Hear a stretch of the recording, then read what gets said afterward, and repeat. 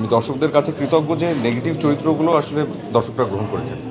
আমার ভালো লেগেছে, আমার ভীষণ ভালো লেগেছে। আমি একদম জেনুইনলি বলি, আগেও বলতাম যে রুনা খানের অভিনয় আমার ভীষণ পছন্দ। আমরা একসঙ্গে কাজ করেছিলাম অনেক আগে একটা লম্বা কাজ, আড্ডা নাম ছিল, আলভি আহমেদের ডিরেকশনে।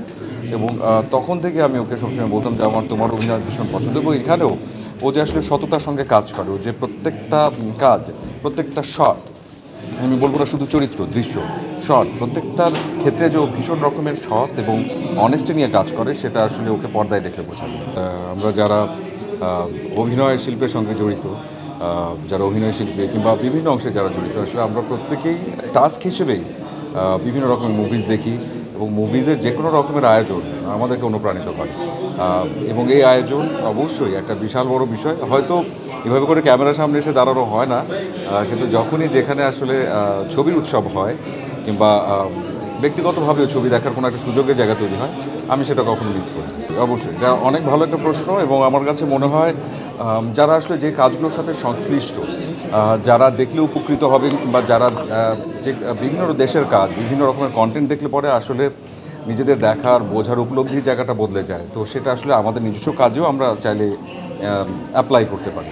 তো এই ব্রিজটা হওয়াটা খুব বেশি গুরুত্বপূর্ণ। এবং আমার কাছে মনে হয় যে হ্যাঁ, প্রপার ইনভিটেশন থাকলে পরে আরও যত সংখ্যক আর্টিস্টরা আছেন সবাই আসলে এনকারেজ হবেন এবং সবাই আসবেন। কারণ উই অল লাভ মুভিজ, এবং এটা বলার বাইরে। কারণ এখানেও যারা আছে এবং এই যে নেপথ্যেও যারা আছে, আমার মনে হয় সবাই আসলে এই একই কথাই বললো যে আমরা আসলে সবাই ছবি দেখতে ভালোবাসি। এবং শুধু দেশেও না, দেশে বিদেশে সব রকমের ছবি।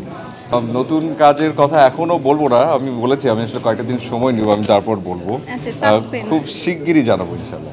মানে এমন কোনো কিছু নাই, আমার কাছে বরাবরই মনে হয় যে আমি আসলে ভিন্ন চরিত্রগুলো আমাকে টানে বেশি। যেই চরিত্রগুলোতে কাজ করবার সুযোগ আছে, সেটা আসলে একটা পজিটিভ কিংবা নেগেটিভ চরিত্র, সেটা নিয়ে আমার আসলে কোনো আলাদা করে ভাবনা নাই। তবে হ্যাঁ, আমি দর্শকদের কাছে কৃতজ্ঞ যে নেগেটিভ চরিত্রগুলো আসলে দর্শকরা গ্রহণ করেছেন। আজকে যদি গ্রহণ না করতেন তাহলে হয়তো ব্যাক টু ব্যাক এভাবে করে কাজ করা হতো না। এবং ইনশাআল্লাহ সামনেও আসলে একটু অন্যরকমের চরিত্রগুলি নিয়ে সামনে আসবো। সবার দোয়া করবেন সবাই।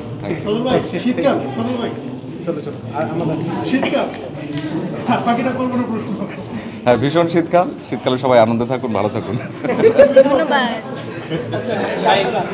সজল ভাইয়ের নতুন কোন কাজটি দর্শকদের জন্য আসতে চলেছে? আচ্ছা, মানে আমাদের এখানে সাধারণত বলা হয়ে থাকে যে আর্টিস্টদের কাছে ফেস্টিভ্যালের পক্ষ থেকে আসলে ওইভাবে আসলে দাওয়াতপত্রটা আসলে পৌঁছায় না। মানে সাধারণত আর্টিস্টরা একটু অভিমানী হয়। সেই জায়গাটা কি দাওয়াতপত্রটা কি আসলে প্রপারভাবে আসলে কি আরও তারকা উপস্থিতি আরও বাড়ানো? আরও একটা বিষয়, সেটা হচ্ছে যে ভীষণ আনন্দ। সজল নিজেও হিরো প্লাস এন্টি হিরো দুইটাতেই সজল কাজ করেছে। কোনটাতে বেশি স্বাচ্ছন্দ্য বোধ করে? এবং আমরা জানি যে আমাদের ইন্ডাস্ট্রিতে এন্টি হিরোর সংখ্যাটা কম, সেই জায়গাটা কি নিজেকে সজল কি ওই জায়গাটা আসলে না।